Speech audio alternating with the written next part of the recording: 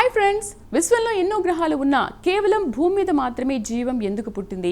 మన పక్కనే ఉన్న అంగారక గ్రహం కూడా జీవానికి అనుకూలమైన దూరంలోనే ఉన్నా అక్కడ జీవం ఎందుకు విలసిల్లలేదు? కేవలం నీళ్లు సరైన దూరం ఉంటే సరిపోతుందా, లేక మరేదైనా రహస్యం ఉందా? భూమి పుట్టుక సమయంలో దాని గర్భంలో జరిగిన ఒక వింత రసాయన మ్యాజికే మన ఉనికికి కారణమని శాస్త్రవేత్తలు తాజాగా కనిపెట్టారు. ఆ కెమికల్ గోల్డిలాక్స్ రహస్యం ఏంటో ఇప్పుడు చూద్దాం.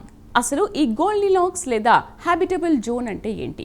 ఖగోళ శాస్త్రం ప్రకారం ఒక నక్షత్రం నుండి గ్రహం మరీ దూరంగా, అంటే మంచులా గడ్డ కట్టేంత కాకుండా, అలాగని మరీ దగ్గరగా అంటే కాలిపోయేంత కాకుండా నీరు ద్రవ రూపంలో ఉండేలా సరైన దూరంలో ఉండడాన్ని గోల్డిలాక్స్ జోన్ అంటారు. అయితే కేవలం ఈ దూరం ఉంటే సరిపోదని, గ్రహం లోపల కెమిస్ట్రీ కూడా కుదరాలని ఈ కొత్త పరిశోధన చెబుతోంది. ఈ పరిశోధనను స్విట్జర్లాండ్లోని ఈటీహెచ్ జూరిచ్ విశ్వవిద్యాలయ శాస్త్రవేత్తలు నిర్వహించారు. భూమి ఏర్పడిన తొలి నాళ్లలో దాని గర్భంలో జరిగిన మార్పులను విశ్లేషించి వీరు ఈ షాకింగ్ నిజాలను వెల్లడించారు.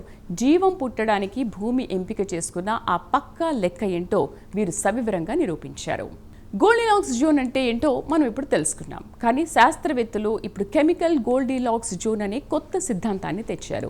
భూమి మీద ఏర్పడుతున్న సమయంలో ఆక్సిజన్ స్థాయిలు ఒక నిర్దిష్ట పరిధిలో ఉండడం వల్ల మాత్రమే జీవానికి కావలసిన ఫాస్ఫరస్, నైట్రోజన్ వంటి మూలకాలు భూమి పై పొరలో మిగిలిపోయాయని వారు చెబుతున్నారు. శాస్త్రవేత్తల లెక్కల ప్రకారం భూమి పుట్టుక సమయంలో ఆక్సిజన్ కొంచెం తక్కువైనా లేదా కొంచెం ఎక్కువైనా మనం ఇప్పుడు ఇక్కడ ఉండేవాళ్ళం కాదు. ఆక్సిజన్ తక్కువైతే ఫాస్ఫరస్ అంతా భూమి లోపలి గర్భంలోకి వెళ్ళిపోయేది. అదే ఎక్కువైతే నైట్రోజన్ వాతావరణంలోకి తప్పించుకునేది. సరిగ్గా ఈ రెండు భూమి పై పొరల్లో నిలిచి ఉండడం వల్లే జీవం పుట్టడానికి అవసరమైన పోషకాలు మనకు దొరికాయి. ఇక్కడ ఆశ్చర్యకరమైన విషయం ఏంటంటే, అంగారకుడు కూడా భూమిలాగే సూర్యుడికి సరైన దూరంలోనే ఉన్నాడు. కానీ కేవలం దూరం సరిపోతే సరిపోదని, గ్రహం లోపల ఉండే రసాయన సమతుల్యత కూడా ముఖ్యమని శాస్త్రవేత్తలు తాజాగా తేల్చారు.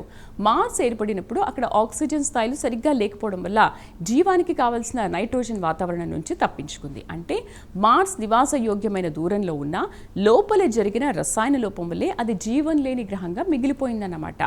ఈ పరిశోధన భవిష్యత్తులో మనం ఏలియన్ గ్రహాలను వెతకడానికి ఒక కొత్త దిక్సూచిగా మారబోతోంది.